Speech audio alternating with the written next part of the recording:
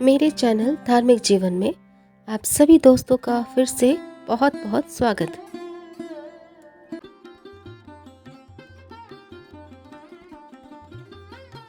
कौन थे काकभुशुंडी?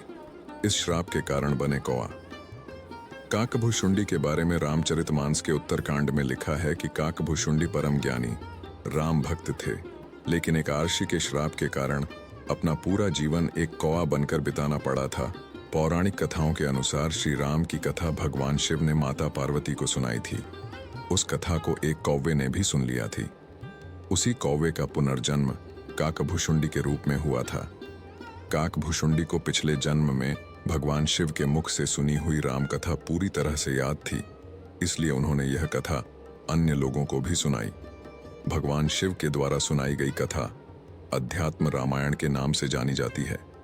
शास्त्रों में काकभुशुंडी परम ज्ञानी और राम भक्त बताया गया है।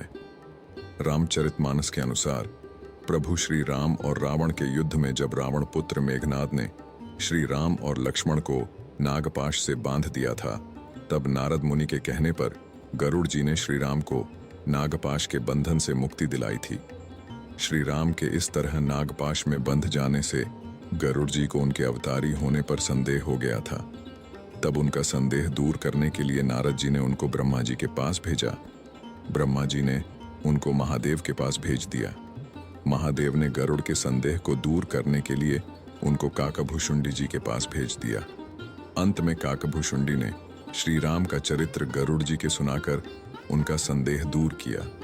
गरुड़ जी का संदेह दूर करने के बाद काकभुशुंडी ने उन्हें अपने कौआ बनने की कथा सुनाई थी, जिसके अनुसार काकभुशुंडी जी का प्रथम जन्म अयोध्यापुरी में एक शूद्र के घर में हुआ। उस जन्म में वह भगवान शिव के भक्त थे, लेकिन अहंकार के वशीभूत होकर उन्होंने अन्य देवताओं की निंदा करते थे। एक बार अयोध्या में अकाल पड़ जाने पर वह उज्जैन चले गए। उन्होंने एक दयालु ब्राह्मण की सेवा की और उन्हीं के साथ रहने लगे। वह ब्राह्मण भी शिव भक्त थे, लेकिन अन्य देवताओं की निंदा नहीं करते थे। एक बार काकभुशुंडी से परेशान होकर गुरु ने उन्हें राम भक्ति का उपदेश देना शुरू किया। घमंड में चूर काकभुशुंडी ने एक बार अपने गुरु का ही अपमान कर दिया, जिससे भगवान शिव नाराज हो गए और श्राप दिया कि तूने अपने गुरु का अपमान किया है, इसलिए तुझे सर्प योनि में जन्म लेने के बाद 1000 बार कई योनियों में जन्म लेना पड़ेगा। लेकिन ब्राह्मण ने भगवान शिव से काकभुशुंडी को क्षमा करने का निवेदन किया, लेकिन भगवान शिव ने कहा कि जब तक इसे अपने पापों का प्रायश्चित करना होगा।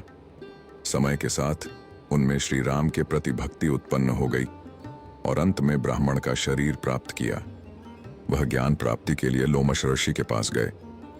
जब लोमश ऋषि उसे ज्ञान देते थे तो वह उनसे अनेक प्रकार के तर्क वितर्क करता था।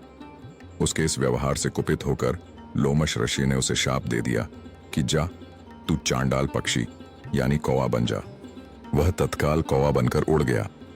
श्राप देने के बाद अर्षि को पश्चाताप हुआ और उन्होंने उस कौवे को वापस बुलाकर राम मंत्र दिया और साथ में इच्छा मृत्यु का वरदान भी दिया।